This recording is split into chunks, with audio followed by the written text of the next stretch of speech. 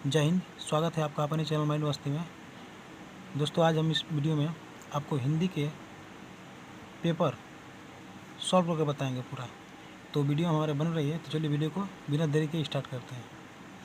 देखिए, सबसे पहले क्या है कि आप जब पेपर मिलेगा आपको तो ऐसे कुछ रहेगा, समय दिया रहेगा। उसमें समय क्या होगा, इसमें समय दिया रहेगा आपको कि 3 घंटे 15 मिनट समय दिया रहेगा।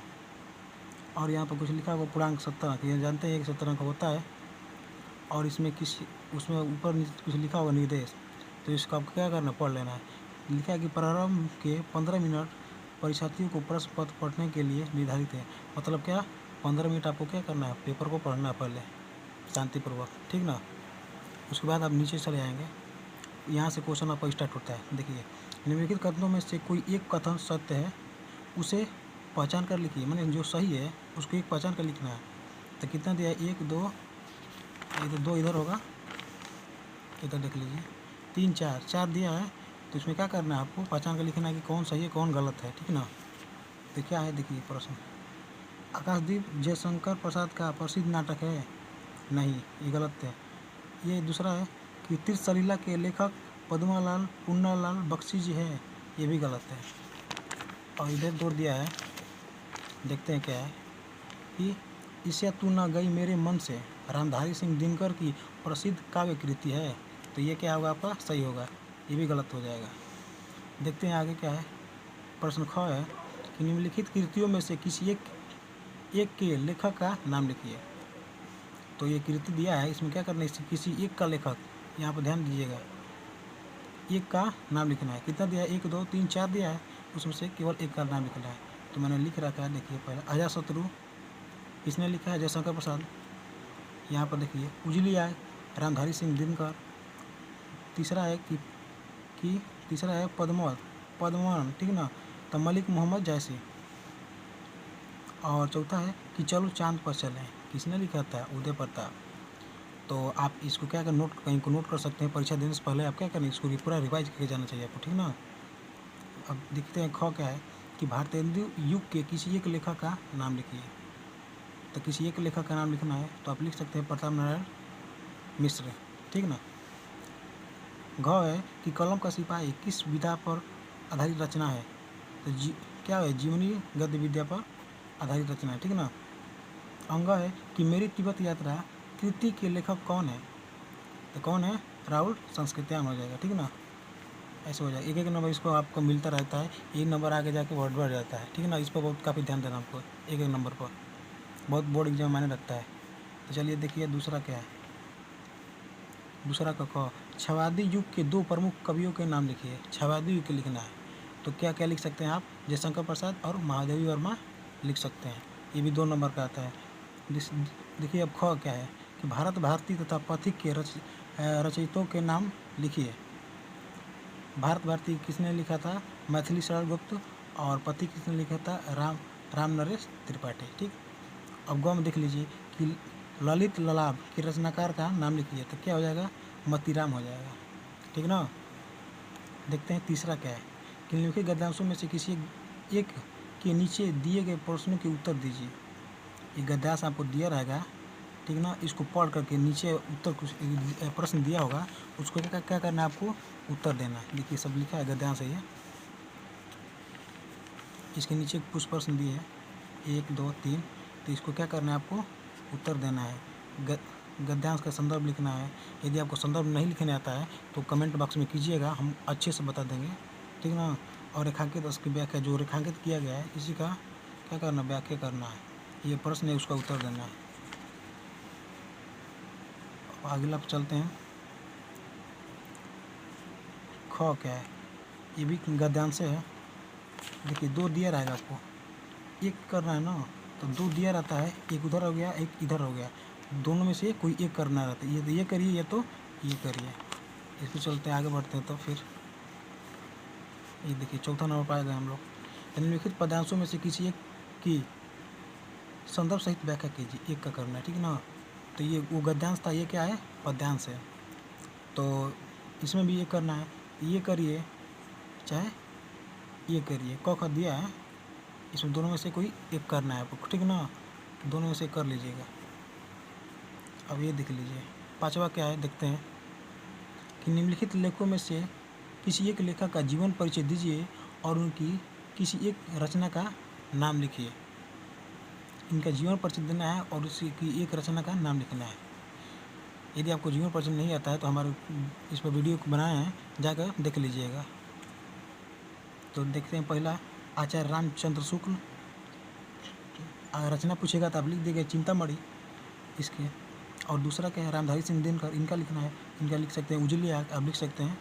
तीसरा क्या है डॉक्टर भगवती सर उपाध्याय, ठूठा आम, इनकी एक रचना है, ये लिख सकते हैं वहाँ पर, ठीक ना। अब आगे चलते हैं कि ख निम्नलिखित कवियों में से किसी एक कवि का जीवन परिचय दीजिए और उनकी एक रचना का नाम लिखिए।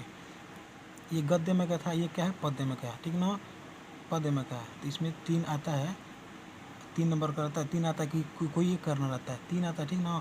इसमें क्या करना है, ई को करना है आपको। ये तो सूरदास कीजिए, बिहारी लाल कीजिए या महादेव वर्मा कीजिए, आसान है, आसानी से यह इस पर नंबर मिल जाता है। तो पहला क्या है सूरदास, आप लिख सकते हैं उसका कि एक रीति जो है सूरसागर। बिहारी लाल सत सही हो जाएगा। महादेव वर्मा दीपशिखा, अच्छा निहार निर्जा भी हो सकता है, कोई भी होता है। महादेव वर्मा का आप लिख सकते हैं, कोई भी को लिखिए, लिखना है।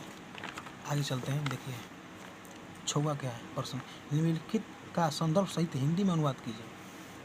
इसको क्या करना है हिंदी में, ये संस्कृत वाला पार्ट है, ठीक ना। इसको क्या करना है हिंदी में अनुवाद करना है। ये तो कर लीजिए, 4 नंबर का आता है हिंदी में। या अथवा में पकड़ कर आता है कि उसमें दिया रहेगा, कोई श्लोक दे देगा आपको, उसको क्या करना है हिंदी में अनुवाद करना पड़ेगा, संदर्भ सहित करना पड़ेगा। उसके आगे चलते हैं, 7वां का क है कि अपनी पाठ्य पुस्तक में से कंठस्थ याद किया हुआ कोई एक श्लोक लिखिए जो इस पर वक्त में नया हो। इसमें श्लोक लिखना है, आपको 2 नंबर मिल जाएगा आसानी से, कोई भी याद करके लिख देना है। अब क्या है ख, निम्नलिखित प्रश्नों में से किसी किन्हीं 2 के उत्तर संस्कृत में दीजिए। इसमें क्या करना है आपको संस्कृत में उत्तर देना है, ये तो आप दे ही देंगे, मुझे आशा है। अब 8वां का क देखते हैं, करुण रस की परिभाषा लिखकर उसका एक उदाहरण दीजिए। करुण रस का परिभाषा लिखना है और उसका क्या करना है एक उदाहरण देना है, ये लिख लीजिएगा। यदि आपको ये सब नहीं आता है, करुण रस जो बारे में नहीं आता है, तो हम कमेंट बॉक्स में कीजिएगा, एकदम अच्छे समझा देंगे आपको। एक बार देखेंगे याद हो जाएगा। ये अथवा में दिया है आपका, ये करिए चाहिए ये करिए। इसको पहचानना है कि हंसी हंसी भाजी देखी दूरा दिगंबर को पावनी जी नाम हिमाचल के उछाल में, ठीक ना। इसको पहचानना है कि कौन सा रस है। तो ये तो जानते ही आप कि हास्य रस हो जाएगा, हंसी हंसी है। चलिए तो उसमें आगे चलते हैं। तो फिर आगे आएंगे तो इसमें आपको मिलेगा ख नंबर। ख नंबर में देखते हैं क्या है कि रूपक अलंकार की परिभाषा लिखकर उसका एक उदाहरण दीजिए। रूपक अलंकार 2 नंबर का आता है, ये नंबर उठाने वाली चीज़ है। छोड़िए के बाद फिर अथवा में आता है कि निम्नलिखित उदाहरण में, देखिए उदाहरण लिखा है, उदाहरण है में प्रयुक्त अलंकार का नाम लिखिए।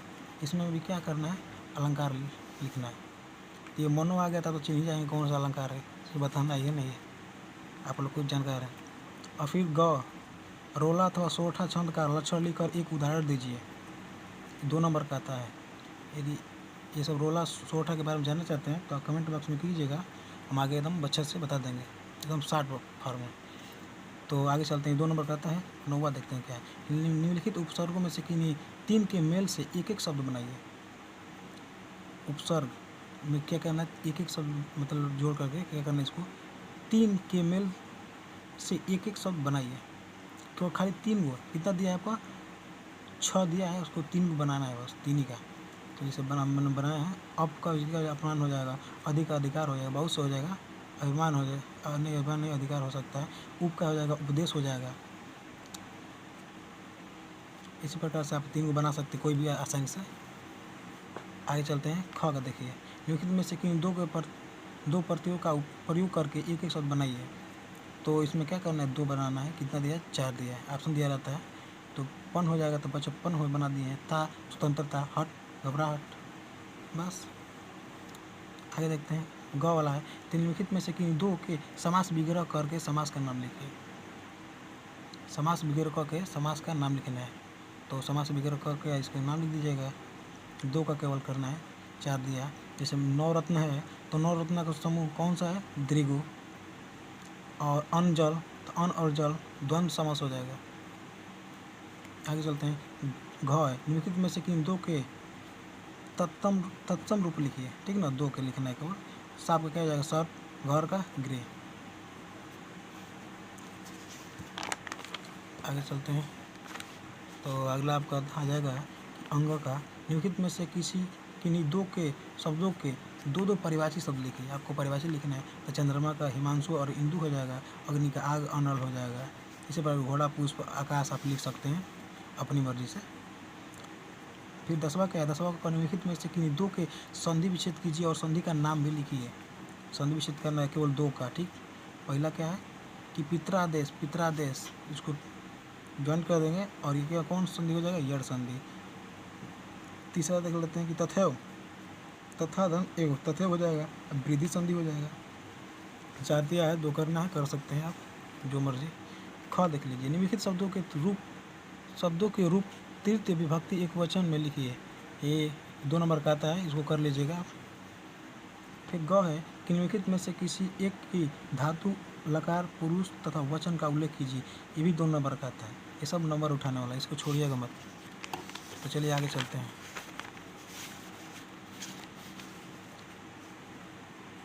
आगे है घ। निम्नलिखित वाक्यों में से किसी 2 का संस्कृत में अनुवाद कीजिए। इसका संस्कृत में अनुवाद करना है तो 2 का आप कर दीजिएगा संस्कृत में अनुवाद, ठीक ना। आगे चलते हैं। 11 क्या है कि निम्नलिखित में से किसी एक विषय पर निबंध लिखना है। ये देखिए 6 नंबर का आता है। निबंध क्या लिखना है, 6 नंबर का लिखना है। तो 5 दिया है, अनुशासन का महत्व, मेरी प्रिय पुस्तक, पर हित, शरीर धर्म नहीं भाई, दही पराठा, विज्ञान की देन, ठीक ना। 5 में से आपको क्या करना है, कोई एक पर लिख देना है, अच्छे से बिठा के राइटिंग लिख लेना है, हेडिंग अच्छा होना चाहिए। यदि आप चाहते हैं कि मतलब कि इसके बारे में कुछ जानकारी ले लें तो कमेंट करिएगा, मैं इसको बता दूंगा कैसे हेडिंग लिखा जाता है परीक्षा में। 12 नंबर देखते हैं क्या है कि निम्नलिखित प्रश्नों में से स्वपठित खंड काव्य से संबंधित किसी एक प्रश्न का उत्तर दीजिए। काव्य कांड, ठीक ना, काव्य कांड है, ठीक है ना। काव्य आप क्या करना है आपको कि आप अपने स्कूल में पूछ लेना है कि हमारे स्कूल में खंड काव्य कौन सा लगता है, मतलब हर जिले वाइज होता है ना, तो उसमें पता कर लीजिएगा अपने सर से कि कौन सा है, उसके हिसाब से आप तैयार कर लीजिएगा। बस इतना ही है। ये आपका आता है 3 नंबर का आता है, ये यहाँ से आपको 3 नंबर मिल जाता है आसानी से। इस प्रकार से आप परीक्षा देने से पहले अच्छा एकदम अच्छे से तैयार करके जाइएगा। आशा करते हैं पेपर आपका बहुत ही अच्छा होगा, बेहतरीन होगा। अगर अच्छा पेपर जाए हिंदी का तो हमारे वीडियो में आकर कमेंट करिएगा। तो फिर आज के लिए इतना ही, मिलते हैं नेक्स्ट वीडियो में, तब तक के लिए जय हिंद।